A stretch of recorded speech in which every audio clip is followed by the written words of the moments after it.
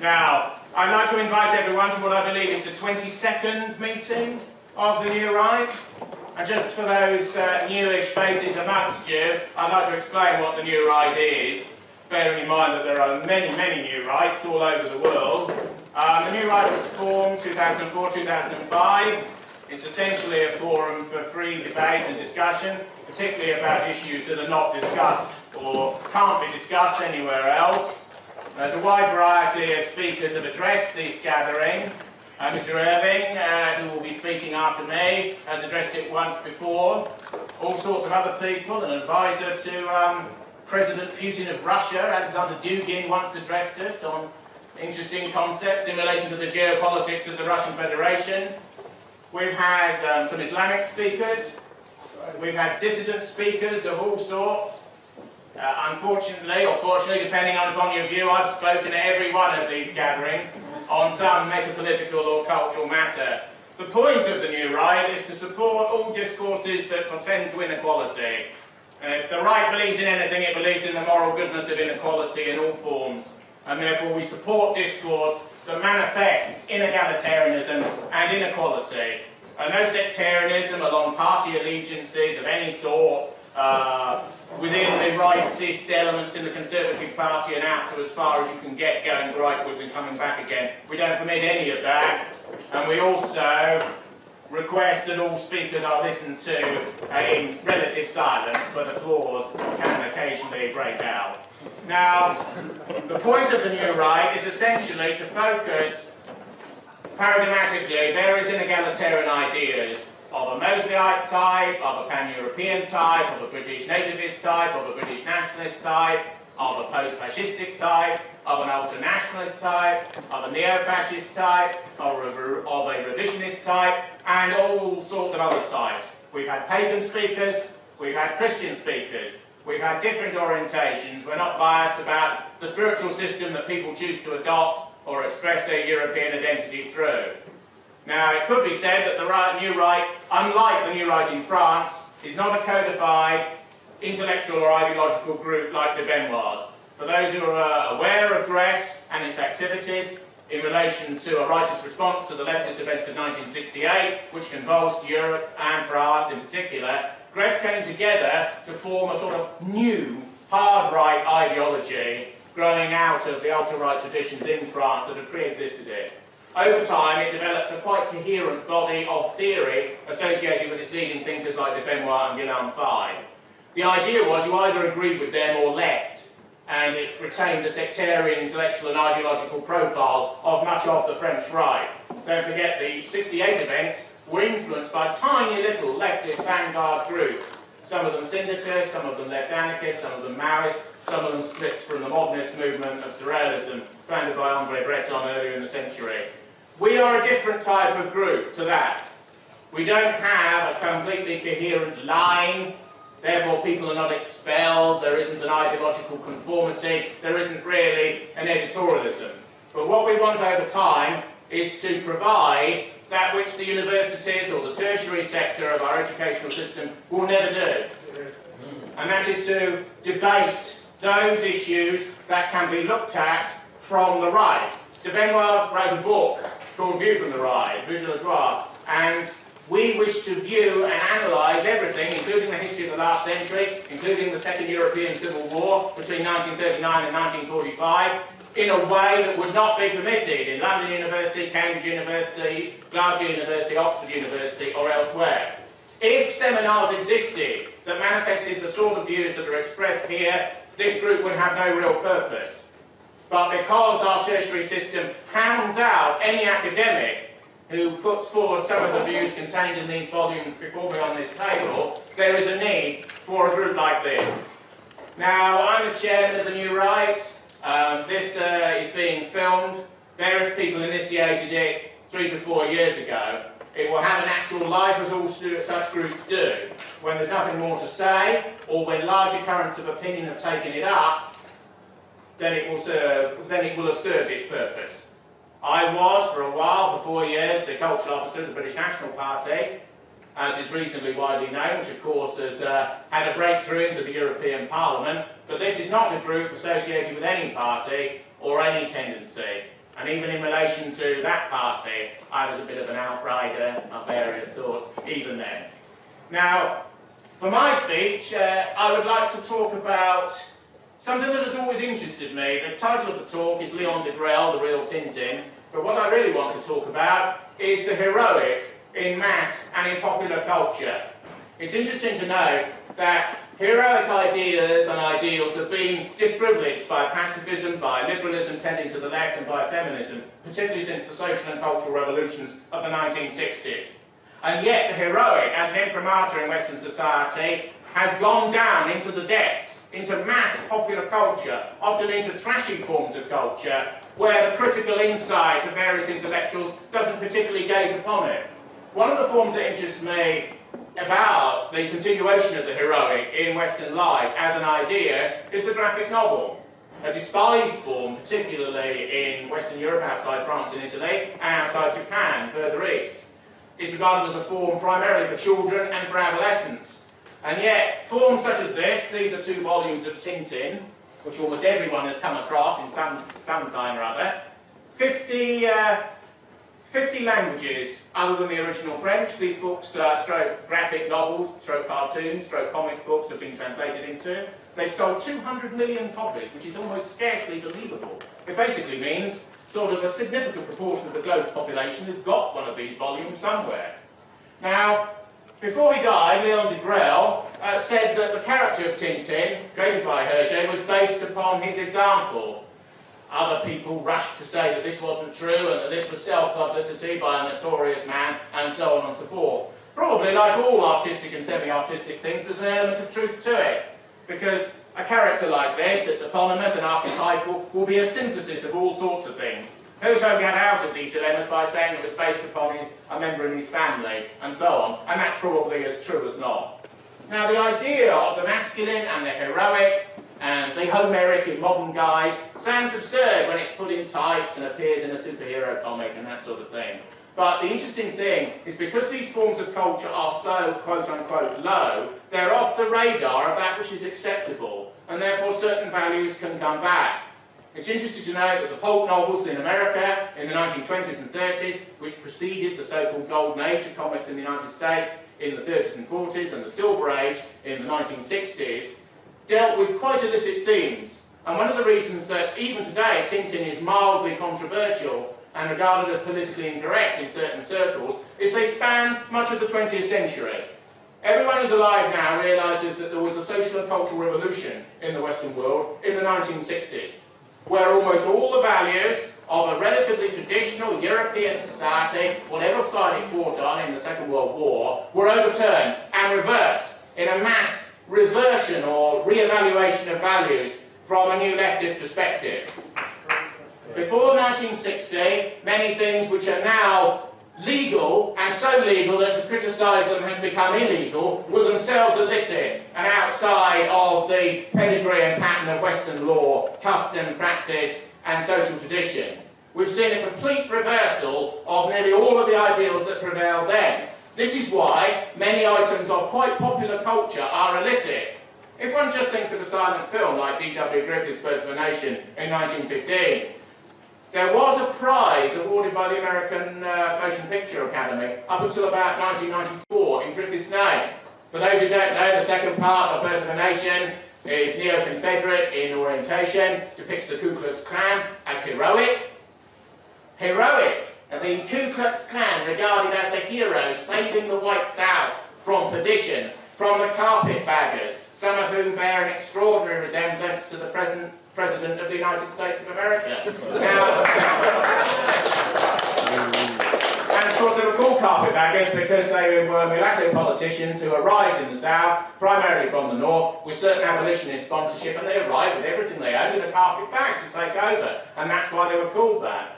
Now, that film, which you can get in any DVD store and buy off the Amazon, for example, for £10 or so, is extraordinarily notorious, but in actual fact, in terms of its iconography, it's a heroic, dualist film where there's a force of darkness and a force of light, there's a masculine individual, there's people who believe that they sort out problems with the gun. The Bible, in an ultra-Protestant way, is their text. It's what they base metaphysical objectivism and absolute value upon. And that film is perceived retrospectively as an extreme right-wing film. Although Griffiths himself was later to do a film called Intolerance, and actually, like a lot of filmmakers, had quite a diverse range of views, irrespective of his own southern and Texan background. The thing one has to remember is that the methodology of the heroic can survive, even if people fight against various forces in Western life. One of the great tricks of the heroic in the last 40 to 50 years is that heroic films, involving icons like Clint Eastwood, for example, as a successor to the sort of archetype of John Wayne and the sort of Western stylised masculinity that he represented. Eastwood often plays individualistic, survivalist and authoritarian figures, right-wing existentialist figures. But they're always at war with bureaucracies and values that are perceived as conservative. One of the basic tricks which has occurred since the 1960s is to reorient the nature of the heroic so that the internal radical right within a society, such as the United States or elsewhere, is the enemy, per se.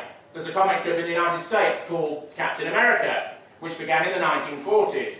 Captain America is a weedy young man who almost walks with a stick and has arms like branches. And of course, a friendly American scientist introduces him to a new secret program where he's injected with sort of steroids and this sort of thing, and immediately becomes this enormous, blonde, hulking Superman with blue eyes, and of course he must dress himself in the American flag, so he can call himself Captain America, so you get the idea. And he has a big shield, which has the star of the United States on it, and he has a sidekick, who dies in one of the 1930s or 40s comics, but of course these figures never die, they're endlessly brought back.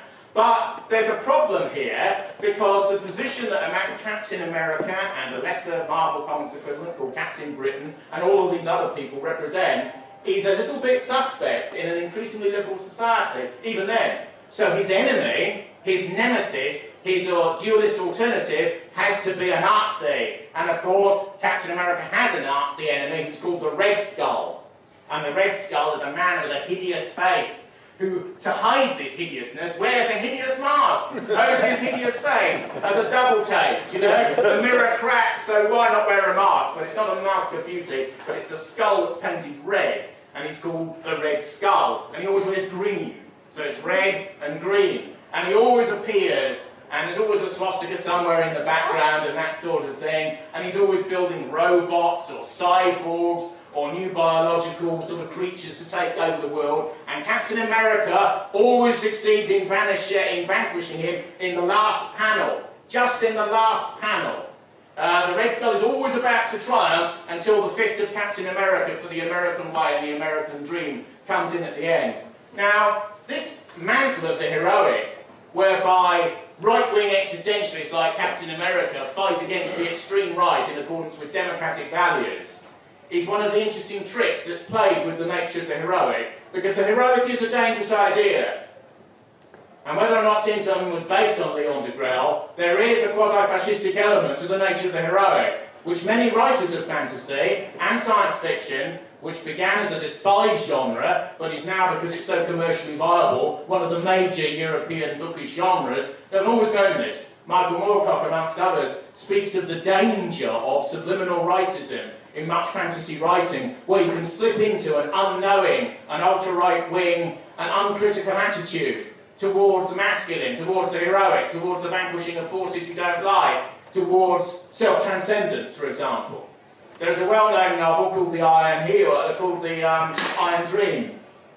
And this novel is, in a sense, depicting Hitler's rise to power and everything that occurred in the war that resulted thereafter as a science fiction discourse, as a sort of semiotic by a mad creator.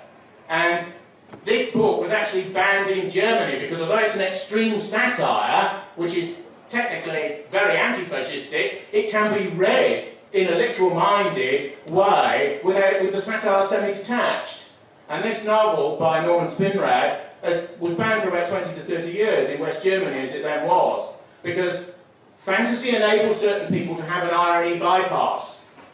Although comics are quite humorous, particularly to adults, children and adolescents read them, scan them, because because they sort of look at the images and sort of just take in the balloons as they go across, because these are films on paper. They essentially scan them in an uncritical way. If you ever look at a child, particularly a child that's got very little interest in formal literature of a sort that's taught in many European and American schools, they sit absorbed before comics, absolutely enthralled by the nature of them, by the absolute villainy of the transgressor, by the total heroicism and absence of irony and sarcasm of the heroic figure, with the scantily clad maiden on the front that the hero always addresses himself to, but usually in a dismissive way, because he's got heroic things to accomplish, but she's always on his arm, or on his leg, or being dragged down. Indeed, the pulp depiction of women, which of course is deeply politically incorrect, and vampish, and this sort of thing, is a source of great amusement in these genres. If you ever look at comics like Conan the Barbarian, or Iron Man,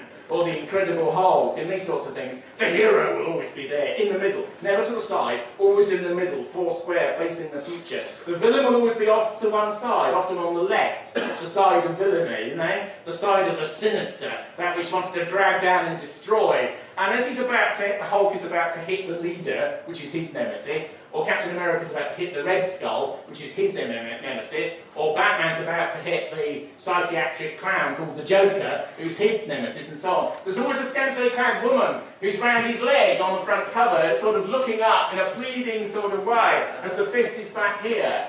And it's quite clear that these are archetypal male attitudes of amusement and play, which of course have their danger to many of the assumptions that took over in the 1960s and 70s. It's interesting to notice that in the 1930s, quite a lot of popular culture expressed openly vigilante notions about crime.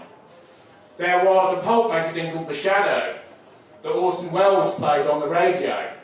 And Orson Welles didn't believe in learning the part. At New York radio, Wells, usually the worst for wear for drink and that sort of thing, would steam up to the microphone, he would take the script and just launch into The Shadow straight away.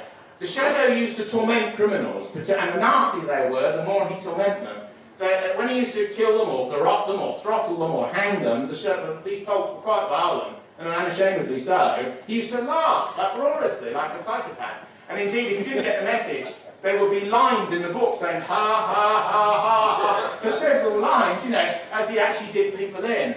There was Batman in some ways is the prototype, so the Shadow is the prototype for Batman, who comes along later. Batman is, as certain Marxian cultural critics in a discourse called Cultural Studies have pointed out, Batman is a man who dresses himself up in leathers to torment criminals at night and looks for them when the police, namely the state, the authority, in a fictional New York called Gotham City, put a big light in the sky saying, come and torment the criminal class. They put this big bat symbol up in the sky, and he drives out in the Batmobile looking for villains to torment. As most people are aware, comics morphed into more adult forms in the 1980s and 90s, and a graphic novel emerged called Dark Knight, which explored in quite a sadistic and ferocious way Batman's desire to punish criminality in a very extreme way. There was also a pulp in the 1930s called Doc Savage. Most people have vaguely heard of these things because their Hollywood films have been made on and off about all these characters. Doc Savage was an enormous blonde who was 7 feet, who was bronzed with the sun and covered in rippling muscles. Indeed, to accentuate his musculature, he wore steel bands around his wrists and ankles, as you do. He was a scientist of genius, a poet of genius, a musician of genius. In fact, there's nothing that he wasn't a genius about. He was totally uninterested in women. He also had a research institute that operated on the brains of criminals in order to reform them. This is quite extraordinary and deeply politically incorrect. He would not only defeat the villain at the end of the story, he would drag them off to this hospital/institute for them to be operated on, so that they could be redeemed for the nature of society. In other words, he was a eugenicist.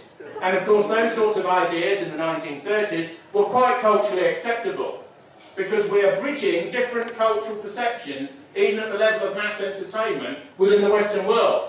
That which is regarded, even by the time Clockwork Orange was made by Kubrick from Burgess's novel in the 1970s, as appalling, 40 years before was regarded as quite acceptable. So, the shifting sands of what is permissible, who can enact it, and how they are seen, is part and parcel of how Western people define themselves. Don't forget, 40% of the people in Western societies don't own a book. Therefore, these popular mass forms, which in one way are intellectually trivial, is in some respects how they perceive reality. Comics, like films, have been heavily censored. In the United States in the 1950s, there was an enormous campaign against various sorts of quasi-adult comics that were very gory and were called horror comics and were produced by a very obscure form called Entertainment Corporation, EC. And there was a surrogate for the Un-American Activities Committee in the US Senate looking at un-American comics that are getting at our kids. And they had a large purge of these comics. Indeed, mountains of them were burnt. Indeed, enormous sort of semi-book burnings occurred. Great big, pyramids of comics as big as this room, as big as the skyline up there, would be burnt by US and federal marshals on judges' orders because they contain material that the young shouldn't be looking at. And the material they shouldn't be looking at was grotesque, gory, beyond Roald Dahl sort of explicit material, which of course children love. They adore all that sort of thing because it's exciting, because it's imaginative, because it's brutal, because it takes you out of the space of normality, and that's why the young, with their instincts of passion and glory, love this sort of completely unmediated, amoral fare. And that's why there's always been this tension between what their parents would like them to like and what many, particularly late childish boys and adolescents, really want to devour. I remember Evelyn Waugh was once asked, what was your favourite book when you were growing up? And just like a flash, she said, Captain Blood. Captain Blood! Which of course is, imagine any silent pirates film from the 1920s and early 30s. Now, the heroic in Western society takes many forms. When I grew up, there were these tiny little comics in A5 format. Everyone must have seen them, certainly any boy from the 1960s and 70s. They were called Battle. Battle and Commando and war comics and these sorts of things. They were done by D.C. Thompson, which is the biggest comics manufacturer in Britain, up in Dundee. And these comics were very unusual because they allowed extremely racialist and nationalist attitudes. But the enemies were always Germans, and they were always Japanese. Indeed, long after the passing of the Race Act in the late 1960s and its follow-up, which was more codified and definitive and legally binding in the 1970s, statements about Germans and Japanese could be made in these sorts of comics, which were not just illicit, but illegal. You know what I mean, the Green Berets, the Commandos would give it to quote-unquote Jerry in a sort of arcane sort of British way, and were allowed to. This was permitted, even in its liberal transgression, because the enemy was of such a sort. But of course, what's being celebrated is British fury and ferocity, and the nature of British warriors and the Irish Guards not taking prisoners, and this sort of thing. This is what's being celebrated in these sorts of comics. It's noticeable that D.C. Thompson, who had no connection with the DC group in the United States, by the way, toned down this element in the comics as they went along. Only Commando survived, but they still produced 4 of them a month. In the 1970s, Thompson, who also did the Beano, an utterly childish material for children of about 5 or 6 as well, as part of the great spectrum of their group, decided on some riskier, more transgressive, more punkish, more adult material. And so they created a comic called Attack. Attack! And it was this large shark that used to come and devour people. It was quite good. The editor would disapprove of somebody, and they would be eaten by the shark, And there was the marvellous balloons they had in comics. There was something like, this shark is amoral. It eats. And there'd be a human leg sticking out of the mouth of the shark. Some individual that the editor disapproved of and that was going down the gully. Now, Attack was attacked in Parliament. A Labour MP got up and said he didn't like Attack. It was rather dubious. It was tending in all sorts of unwholesome directions.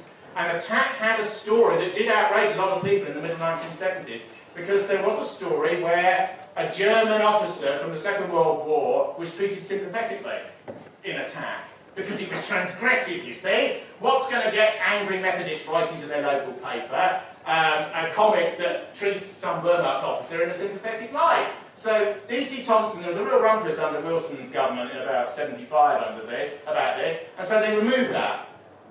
And various writers like Pat Mills and John Wagner were told to come up with something else. So they came up with the comic that became Judge Dredd. And Judge Dredd is a very interesting comic in various ways, because all sorts of left-wing people don't like Judge Dredd at all, even though it's a satire. Dredd is anywhere, as people who don't know this, Dredd drives around in a sort of motorcycle helmet with a slab-sided face, which is just human meat, really, and he's an ultra-American, and it's set in a dystopian future where New York is extended to such a degree that it covers about, sort of quarter of the landmass of the United States. You just live in a city, a bird, and you go and you go and you go. There's total collapse. There's no law and order, and there's complete unemployment, and everyone's bored out of their mind. The comic's based upon the interesting notion that crime is partly triggered by boredom and sort of wantonness in the masses. Therefore, in order to keep any sort of order, the police and the judiciary have combined into one figure called a judge. So the jury, the trial, the police investigation, and the investigative and forensic elements are all combined in the figure of the judge. So if Judge Dredd's driving along a street and he sees some youths of indeterminate ethnicity breaking into a store, he says, "Hold, citizens! This is the law! I am the law! Obey me! Obey the law!" And if they don't, he shoots them dead. Because the trial's syncopated into about 20 seconds. He's given them the warning. That's why it's called Judge Dredd, you see, D-R-E-D-D. And he just kills, automatically, those who transgress. And there's great early comic strips where he roars around on this bike that has this sort of skull-like front. And he appears, and there's a chap parking his car, and he says, "Citizen, traffic violation, 9 years." And roars off somewhere else. And some of this thieving and this sort of thing, and he gets them, he bangs their head into the street. There's no question of a sort of commission afterwards, 12 years in a cube, which is an isolation cell. It's got its own slang, because comics, of course, create their own world, which children and adolescents love, so you can totally escape into a world that's got a semiotic or a narrative of its own, that's closed to outsiders. Because if some adult picks it up and looks at it, you think, what is this about? Because it's designed to exclude you in a way. And Dredd has numerous adventures and in other dimensions and so on, but Dredd never changes, never becomes more complicated, remains still, has no friends. "I have no need of human attachments." That's what he says in a slightly marvellous line, He said, he has a robot for company who provides most of his meals and needs and that sort of thing. And for the rest, he's engaged in purposeful and pitiless implementation of law and order. One of his famous phrases is somebody asks him, "What is happiness?" And he says in one of those bubbles, "Happiness is law and order. Pleasure is obeying the law." And there's various people grovelling in chains in front of them. Now, there've been worried left-wing catcalls because, although it's a satire, and it's quite clearly meant to be one, for example, very old people, because people in this fantasy world live so long that they want to die at the end and they go to be euthanized, so they all queue up for euthanasia and that sort of thing. And there's one story where somebody blows up the people waiting for euthanasia to quicken the thing, but also to protest against it. And judge says, "Killing euthanides is terrorism. War on terror. Where have we heard that before?" And he roars off. And don't forget, these are people who want to die, but Dredd says they're being finished off too early. "You've got to wait, citizen." And then wait to be killed later, by the syringe, that's coming. And then people are reprocessed as medicines. Because, everything can be used. It's a utilitarian society. Therefore, everything is used, from birth to death. Because the state arranges everything for you. Even though socialism is condemned completely, there's another bloc, because it's based on the Cold War idea, there's a Soviet bloc off on the other side of the world, that is identical to the West. Identical to the West. But ideologically, they're at war with each other, even though they're absolutely interchangeable with each other. But the Western metaphysic is completely pro-market, completely capitalist, but in actual fact no one works, and everyone's a slave to an authoritarian state. There's also an interesting parallel with more advanced forms of literature here.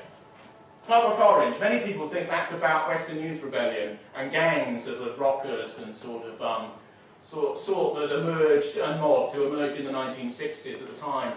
Burgess wrote his linguistically overextended work in many ways. In actual fact, Anthony Burgess wrote Clockwork Orange after a visit to the Soviet Union. where he was amazed to find that, unlike the totalitarian control of the masses which he expected at every moment, there was quite a degree of chaos, particularly amongst the lumpen proletariat in the Soviet Union. George Orwell in 1984 has an interesting idea, and that is that the proles are so beneath ideology, right at the bottom of the society, the bottom 3%, not even the bottom 10%, that they can be left to their own devices. They can be left to take drugs. They can be left to be drink to excess. They can be left to sort of destroy themselves. Orwell says the future is the proles at one point. Remember when Winston Smith looks out across the tenements and sees the enormous washerwoman putting some sheets on the line, and she sings about her lost love. Oh, he was an helpless fancy, she says, and all this, you know. And Winston looks out on her across the backyards and lots and says, if there's a future, it lies with the proles. And then he thinks to himself, but looking at them, he had to wonder, you know. But the party degrades the proletariat to such a degree that it ceases to be concerned about their amusements, because they're beneath the level of ideology, and therefore you don't need to control them. The people you control are the outer party, those who can think, those who wear the blue boiler suits, not the black ones, for the inner party. And this interconnection between mass popular culture, often of a very trivial sort, and elitist culture, whereby, more philosophically, the same ideas are expressed, is actually interesting. You suddenly get these lightning flashes that occur between absolutely sort of trash culture, if you like, and quite advanced forms of culture, like Clockwork Orange, like Darkness at Noon, like 1984, like The Iron Heel, like The Iron Dream, and these sorts of extraordinary dystopian and cacatopian novels, which are in some respects the political literature, high political literature, as literature, qua literature, of the 20th century. Now, one of the reasons for the intellectual independence of elements in comics is because no one's concerned about it, except when the baleful eye of censorship falls upon them. A particular American academic wrote a book in the early 1950s called The Seduction of the Innocent, which is about children were being depraved. They were being depraved by these comics, which were giving them violent and racialist and elitist and masculinist stereotypes, which shouldn't be allowed.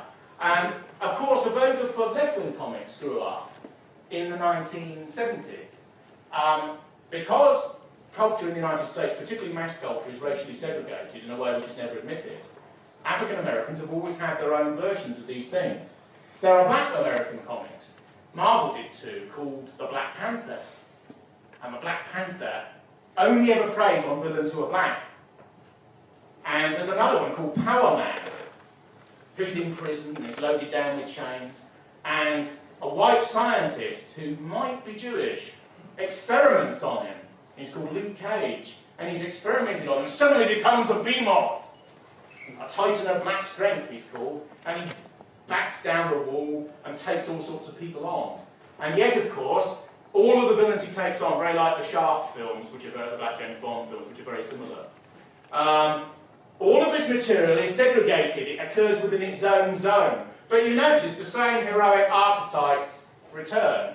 Yet again, there's a villain in the corner, usually on the left side. Luke Cage has an enormous fist. There's a sort of half-caste beauty on his leg, looking up, saying, and this sort of thing. It's the same methodology. It's the same thing coming round again. So, although there have been attempts at the left-wing comic, it's actually quite difficult to draw upon with any effect, because in a way you can criticise comics that are metapolitically right-wing, but to create a left-wing one is actually slightly difficult. The way you get around it is to have a comic that's subliminally rightist and have the villain as the extreme right. There are two American comics called Sergeant Fury and Sergeant Rock, and another one's called Our Army at War, Sergeant Rock, you know, and this sort of thing. And you know who the villain is because they're all set in the Second World War. The attitude towards communism in comics is very complicated. Nuclear destruction was thought too controversial. And when formal censorship of American comics began in the 1950s, something called the Approved Comics Code Authority, very like the British Board of Film Classification, emerged. And they would have a seal on the front of the comic. Like American films in the 1930s, men and women could kiss, but only in certain panels and only for a certain duration on the page as the child or adolescent looked at it. And it it was understood so explicitly it didn't even need to be mentioned that, of course, it was totally heterosexual. Similarly, violence had to be kept to a minimum, but a certain allowed element of permissive cruelty was permitted if the villain was on the receiving end of it. Also, the comics had to be radically dualist. There has to be a force for light and a force for darkness. There has to be Spider-Man and his nemesis, who's Dr. Octopus. But a certain, who has 8 arms and this sort of thing and that sort of thing. But a certain complication can be allowed. And as comics grow, if you like, non-dualist characters emerge. There's a character in the Fantastic Four called Dr. Doom, who's a tragic figure with a ruined face, who is shunned by man, who wants to revenge himself on society because he's shut out, who ends as a ruler of a tiny little made-up European country, which he rules with an iron hand, and he does have hands of iron, so he rules his little Latvia substitute with an iron hand. But he's an outsider, you see, because in the comic he's a gypsy. He's a sort of white Roma. But he gets his own back through dreams of power. There's these marvellous lines in comics which, when you ventilate them, become absurd. But on the page, if you're sucked into the world, particularly as an adolescent boy, they live and thrive for you. Doom says to Reed Richards, who's his nemesis on the other side, "I am Doom! I will take the world." And this sort of thing, you know, because the way the hero gets back at the villain is to escape, because they're usually tied up somewhere with a heroine looking on expectantly. The hero's tied up, but because the villain talks so much about what they're going to do and the cruelty and appalling suffering they're going to inflict, all the time the hero's getting free, because you have to create a lacuna, a space, for the hero to escape, so he can drag the villain off to the asylum, or to the gibbet, or to the prison at the end. It's, do you remember that line from Lear on the heath? "I shall do such things!" And what they are, I know not, but they will be the terror of the earth. And all these villains repeat that sort of line in the course of their discourse, because in a sense they had to provide the opening or the space for the hero to emerge. One of the icons of American cinema in the 20th century was John Wayne. And John Wayne was once interviewed about his political views by, of all things, Playboy magazine, yes. Playboy asked John Wayne, this is the sort of level of culture we're dealing with. They said, "What are your political views?" And Wayne said, "Well," he said, "I'm a white supremacist." And there was utter silence when he said this. He was a member of the John Birch Society at the time. Whether or not he gave money to the Klan, no one really knows. There's always been a dissident strand in Hollywood, going back to Errol Flynn and before, of people who, if you like, started, even at the level of fantasy, living out some of these heroic parts in their own lives. Wayne, quite clearly, the distinction between fantasy on the film set and in real life was blurred on many occasions. There's many famous incidents of Wayne when robberies were going on, rushing out of hotels with guns in hand, saying, "Stick 'em up," you know, because he played that part, because every part's John Wayne, isn't it? Slightly differently. And he played that part again, except for a few comedy pieces, you know. He played that part again and again and again. Don't forget, The Alamo is now a politically incorrect film. Very politically incorrect. There's an enormous women's organisation in Texas called the Daughters of the Alamo. And they have to change their name, because the white supremacist celebration of the Alamo is offensive to Latinos, who are, or who will be very shortly, a Texan majority, don't forget. So the sands are shifting in relation to what is permitted, even within popular forms of culture. When Wayne said he was a supremacist in that way, he said, "I have nothing against other people, but we shouldn't hand the country over to them," is what he said. We shouldn't hand the country over to them. And don't forget, I was born, say, in 62. Obama in many of the deep southern states wouldn't have had the vote then. Now he's president. And this is how the West is changing on all fronts, and on every front. American whites will certainly be in a minority throughout the Federation in 40 to 50 years, certainly. Indeed, Clinton once justified, the male Clinton, the male of the species, once justified political correctness by saying, well, in 50 years we'll be the minority. We'll need political correctness to fight that game, you know. That the creator of Hergé, the creator of Tintin, Hergé, always said that his dreams and his nightmares were in white. His nightmares were in white. But we know that the politically correct games of the future will be whites putting their hands up in the air, complaining because somebody's made a remark, complaining because they haven't got a quota, complaining because this form is biased against them, and this sort of thing. They'll be playing the game that minorities in the West play at the moment. Because that's all that's left to them. You know, you're given a slice of the ghetto, you predefine the culture, mass, middling and elite, in the past, but not into the future. Elements of the culture that are too much redolent of your past, don't serve for the future, and are therefore damned off and not permitted. And this is what, in a sense, white people face in America and elsewhere. One of the great mysteries of the United States that's produced an enormous amount of this mass culture, some of which I've been at times rather glibly describing, is why has there never been a mass, serious right-wing movement of the real right in the United States? The whole history of the 20th century and before would be different if that had occurred. Just think of it, not some sort of trivial group, but a genuine group. Don't forget, the real position of the American ultras is isolationism.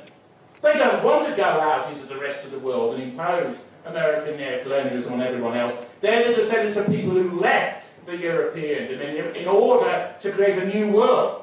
Hence the paradox that the further righted you go in the United States, the more, not pacifist, but non-interventionist you become. Now, before the Confederacy, there was a movement called the Know-Nothings, which is, and this is often why very right-wing people in the United States are described as know-nothing. And because when you were asked about slavery, which of course was a very loaded and partial question, you said, well, I don't know anything about that. And that was a deliberate tactic to avoid being sucked into an abolitionist agenda or a way of speaking that was biased in the political correctness of its own era. But it is remarkable that although the Confederacy didn't have the strength to win, if they had won, the history of the whole world would be different. The 20th century would have never taken the course that it did. And one of the interesting things about the American psyche, of course, is that many unfortunate incidents, the war that we fought with the United States in 1812, for example, been completely elided from history. It's gone, it's gone. We almost went to war with them in 1896 over Venezuela, but still has slightly sort of interesting intonations even now, a century and more on, when Joseph Chamberlain was colonial secretary. This is again rather like the Suez incident in 1956. There are certain incidents that are played up and there are anniversaries that are every day on the television and that you can't escape from, but there are other anniversaries and other events that have been completely airbrushed from the spectrum and from the historical continuum, as if they never occurred. One episode is the extraordinarily bad treatment of prisoners of war by Americans. Going way, way back, the Confederates and the Unionists treated each other that way in the Civil War, but the Mexicans certainly got the boot in the 1840s, as did Spanish Cubans at the turn of the 20th century. Americans beat up every German on principle, including members of Adenauer's future cabinet, when they occupied part of Germany. They just regard that as de rigueur. And this frontier element that is there, crude and virile and ferocious, not always wrong, but ultimately floating in ways which are not in the West's interest, certainly for much of the 20th century, just gone, is part and parcel of the heroic American sense of themselves. Where do all of these archetypes ultimately come from, the American popular culture, which has gone universal? Because the deal is that what America thinks today, the world thinks tomorrow. When we allegedly ruled the world, or parts of it, in the 19th century, Gladstone once stood in Manchester, in the Free Trade Hall, and said, what Manchester thinks today, the world thinks tomorrow. But now, it's what's on MTV or CNN today that the world would like to think is the ruling discourse of tomorrow. And American self-conceptuality is, to my mind, deeply, deeply Protestant, in every sense. And even at the lowest level of their popular culture, the idea of the heroic man, often a dissident police officer or a rancher or a hero of certain supernatural powers and so forth, but a man alone, a man outside the system, a man who's anti-establishment but who fights for order, a man who believes that everything's settled with a weapon, which is why they always carry large numbers of weapons, these sort of survivalist type heroes. All of these heroes, the ones created by Robert E. Howard, the ones such as Doc Savage, and Justice Incorporated and The Shadow, and all of the superheroes like Batman. Superman's interesting. Superman is Nietzschean ideas reduced to 1,000 levels of sub-intellectuality, isn't it? That's what's going on. He has a girlfriend who never ages, called Lois Lane, who looks 22 now, even though she's about 88, in the trajectory of the script. There's a villain who's bald and called Lex Luthor, who's always there, always the nemesis, always plotting. Luther's reinvented later in the strip as a politician who takes over the city. Superman's clean and wholesome, you see, whereas the villain becomes a politician. You can see the sort of the rhetoric. Luther and Superman in the stories are outsiders. They're both extraterrestrials. Luther, however, has anti-humanist values, which means he's evil. Whereas Superman, who's partly human, has humanist values. Luther comes out with amazing things, particularly in the 1930s comics, which are quite interesting, particularly given the ethnicity of the people who create Superman. Now, about half of American comics are very similar to the film industry. And a similar ethnicity is in the film industry as is in the comics industry.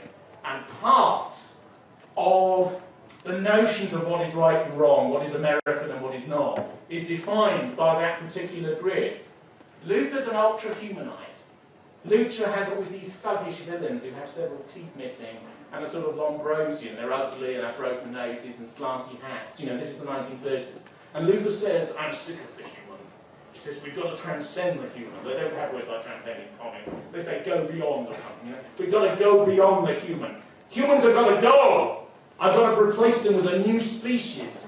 And one of his thugs will say, way to go, Luther. This is what we want. Because if you notice, you have a comic called Superman. But Superman has liberal values and fights for democracy in the American way. And Luther, although no one ever says, is fascistic, quote unquote, is harsh, is elitist, is inegalitarian. You know that the villains always have a tendency to punish their own men? Remember Blofeld in the Bond films? One of his own minions will fail him, and he'll sit in a chair, and you know what's going to happen. The hand strokes the cat, you know, with the gold, with the diamonds round its neck. You know, the villain likes cats, you know, and the cat's eyes stare on, and the hand, the finger quivers over the button, and Blofeld or Luther or Dr. Doom or the Red Skull or the Joker or whoever it is, because it's the same force really, says, you failed me. You failed me. There is only one punishment in this organisation. Click, the button goes and there's an explosion, the bloke screams, goes down in the chair. There's a great scene in Thunderball at the beginning where the chair comes up again that's empty and steaming. And all the other cronies are all readjusting their ties, you know. The bloke all sat there, and the camera always pans to his hands. The hands of power, you know, the hands of death, the hands of Zeus, the hands of Henry VIII, you know. The closet would meet, and they'd all be disarmed by guards, but he would have a double-headed axe down by the chair. It's said by American propaganda that Saddam Hussein once shot his Minister for Health during a Revolutionary Command Council meeting, and the same script had to be continued in the meeting by the Deputy Minister of Health. Just think how the Deputy Minister felt. Let's hope he wasn't wearing grey flannels, because they might have been brown by the end of the cabinet session. But this idea of dualism, moral dualism, ultimately a deeply Christian idea in many ways, or also a Zoroastrian idea, is cardinal for the morality of these comics, and the popular films, and TV serials, and all their internet spin-offs, and all of these computer games. Because even when the hero's a woman, like Laura Croft and so on, it's the same methodology coming round and round again, because adolescent boys want to look at somebody who looks like Laura Croft as she runs around with guns in both hands and virtually nothing on, you know, and that's the sort of dissident archetype in these American pulps, going back a long way. So just the feminisation of heroic masculinity, actually, which is what these sort of Valkyries are, in popular terms. Now, the dualist idea that there's a force for evil and a force for good, and we know who they are. They're the ones out there. In the Hulk is green, because he's affected by gamma rays. And the Hulk alternates with the brilliant scientist, but when he's in his monstrous incarnation, because of course it's a simplification of Dr. Jekyll and Mr. Hyde in Robert Stevenson's myth, and the Hulk is incredibly stupid, particularly early on in the comics. He's incredibly stupid. If he saw this table in front of him, he'd say, table, don't like table, and he'd smash it, because Hulk smashes. That's what he does, he smashes, you know. And the villain in the Hulk is called the leader. The leader is the villain. And the leader is all brain. Indeed, the leader has such a long head that he's almost in danger of falling over because of the size of his brain. So he has to wear, like children have to wear a steel brace on their teeth, the leader wears a steel brace on his head because he's too bright. So the leader, notice the leader's a slightly quasi-fascistic, right-wing, elitist figure, isn't he? The man who wants to dominate through his mind is counterposed by just brute force, the Hulk. And this idea that there's a force for good and a force for evil, and the one always supplants the other, but the one can never defeat the other. Because the leader in the Hulk, the Owl in Daredevil, the Joker in Batman, Doctor Doom in the Fantastic Four, Dr. Octopus in the Green Goblin, another green one, comes back in Spider-Man, they never destroy. If one of them's destroyed, their son finds their mask in a trunk and puts it on and knows that he wants to dominate the world, right? And comes back again, because they can never be destroyed, because they're archetypes. But comics hint at a sort of pagan non-dualism, partly because they insist upon this good and evil trajectory so much. And that's in some ways when they become quite morally complicated and quite dangerous. In Greek tragedy, a moral system exists, and it's preordained, but you have the fate partly in your own hands, even though it's decided by the gods. In the Osteia, by Aeschylus, you have a tragedy in a family, cannibalism, destruction, self-devouring, which is revenged and passed through into future generations. So that the Greek fleet can get to Troy, a girl, Iphigenia, is sacrificed. Clytemnestra avenges herself as a Medusa, as a Gorgon, against her husband who's killed her own daughter. And then, of course, there's a cycle of revenge and pity in the absence of pity, when the son, Orestes, who identifies with the father, comes back. In this type of culture, of obviously a much higher level conceptually, it's noticeable that the good character and the evil character are alive, are differentiated, merge in, replace one another, and separate over the three plays in that particular trilogy.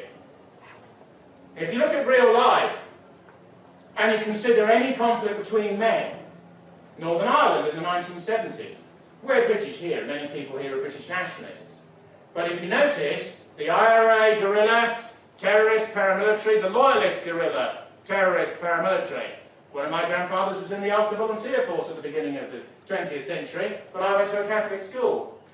And Nietzsche has a concept called perspectivalism, whereby certain sides choose you in life. Certain things are prior ordained. When the US Marine fights the Islamist radical in Fallujah, say, the iconography of an American comic begins to collapse. Because which is the good one and which is the evil one? The average middle American, as he's sat reading Captain America and zapping the channels, thinks that the Marine is the good one, you know, with the 30 attention sort of attention span. But at the same time, the Marine isn't an incarnation of evil. He's a man fighting for what he's been told to fight for. He's a warrior, there's flies in his eyes, he's covered in sweat, he's going to kill someone who opposes him. But the radical on the other side is the same. And he sees that he's fighting for his people and the destiny of his faith.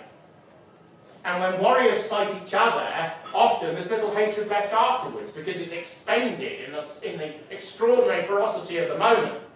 And this is when this type of mass culture, amusing and interesting and entertaining though it is, begins to fall away. Because whenever we've gone to war, and we've gone quite a lot over the last 10 to 12 years, Blair's wars as well in Kosovo, there's the bombing of the Serbs, Milosevic is depicted as evil. Remember those slogans in the Sun? Bomb Milosevic's bed, bomb his bed, bomb his house, you know, and this sort of thing. Saddam, you know, we're going to string him up. You know, the man's a war criminal. The fact he'd been a client of the West for years, you know, didn't seem to come into it. Hanged, showed extreme bravery in a way, even though, if you weren't a Sunni in Iraq, definitely, he wasn't exactly your man. But there is a degree to which the extraordinary demonisation of the other, which works. That's why it's used. The British National Party won 2 seats in that election, but there was a campaign against it for 12 to 15 days before in almost every item of media, irrespective of ideological profile, saying don't vote for these people. To get rid of the softer protest votes, you're only left with the hardcore. That's what it's used. That's why that type of ideology is used. Maybe humans are hardwired to see absolute malevolence as on the other side, when in actual fact it's just a person who may or may not be fighting against them. But what this type of mass and popular culture does is it retains the instinct of the heroic, to transcend, to fight, to struggle, to not know fear, to, if one has fear, to overcome it in the moment, to be part of a group, but to retain individual consciousness within it, to be male, to be biologically defined, to not be frightened of death, whatever religious or spiritual views and values that one incarnates in order to face that. These are, in a crude way, what these forms are suggesting. Morality is often instinctual, as is largely true with humans. I knew somebody who fought in Korea. When they were captured, the Koreans debated amongst themselves whether they should kill all the prisoners. And there were savage disputes between men. This always happens in war. I remember, as I near the close of this speech, that one of Sir Oswald Mosley's sons wrote a very interesting book, both about his father and about his experiences in the Second War. This is Nicholas Mosley, the novelist and biographer. And he was in the parachute regiment. And there's two stories that impinge upon the nature of the heroic that often appears in popular forms, and which I'll close with. One is when he was with his other members, he was with his other parachutists, and they were in a room, and the Daily Mirror, still going, the Daily Mirror, the organ of left-wing hate, which is the Daily Mirror, and on the front it said Oswald Mosley, who was then, I believe, being released from prison. The most hated man in Britain, he said, the most hated man in Britain. And the chap looked up from his desk, a sort of desk army, you know, and looked at Mosley, who was leading a fighting brigade, and said, Mosley? He said, you're not related to this bastard, are you? And he said, I don't know if he's the eldest or the second son, but he said, I'm one of his sons. And total silence in the room. Total silence in the room. And they stared each other out, and the bloke's hands gripped the mirror. And all the other paratroopers were looking at this incident. And after about 4 minutes, it broke, and the other one tore up the mirror and put it in a bin at the back of the desk and said, sorry, mate. Didn't mean anything. Really? I didn't mean anything. And Moti said, well, that's all right then, old chap, isn't it? You know. And left. And the other story is very, very interesting. And this is they're advancing through France, and the Germans are falling back. And I believe I told this story before at one of these meetings, but never waste a good story. And a senior officer comes down the track and says, Mosley? He says, Mosley, you're taking too many prisoners, Mosley. You're taking too many prisoners. It's slowing the advance. Do you understand what I'm saying, Mosley? And he said, certainly, yes, I totally understand what you're saying. He said, do you really understand what I'm saying? You're slowing the advance. Everyone's noticing it. Do something about it. Do you understand? Sir? And he's off to address another officer, you know, further down. And Mosley turns to his Welsh sergeant major and says, what do you think about that, Britain saying? We're taking too many prisoners. Because, of course, what the officer has told him in a very English and in a very British way is to shoot German soldiers and to shoot German prisoners and to shoot them in ditches. What else does it mean? You're slowing the advance. You're taking too many prisoners. You're not soft on these people, are you, Mosley? Speed the advance of your column. That's what he's saying, but it's not written down. It's not given as a formal and codified order. But everyone shoots prisoners in war. It's a fact. When your friend's had his head blown off next to you, you want revenge. I know people who fought in the Falklands. And now some of the Argentinian Special Forces and some of the conscripts together use dum-dum bullets. Hits a man, his spine explodes. So when certain conscripts were found by British troops, they finished them pretty quickly at Goose Green and elsewhere. This will occur in all wars amongst all men, of all races and of all kinds, because it's part of the fury that battle involves. One of my views is that we can't, as a species and even as groups, really face the fact that in situations of extremity, this is what we're like. And this is why, in some ways, we create, for our entertainment, these striated forms of heroic culture where there's absolutely good and absolutely malevolent, and the two never cross over, and when the Joker is dragged off, justice is done, and Inspector Gordon, because it is he, rings Batman up and says, well done, you cleansed the city of a menace. And all the villains go to an asylum.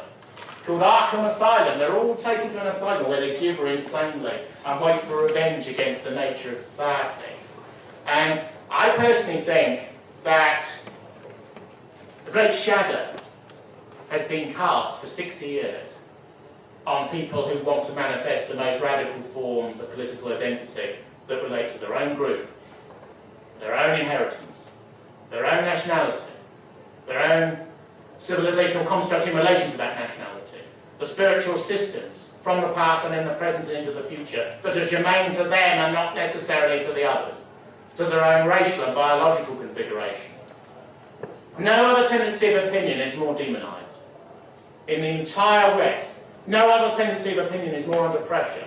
Two things can't be integrated into the situationist spectacle based upon the right to shop, and they're religious fundamentalism and the radical right, and they're tied together in various ways.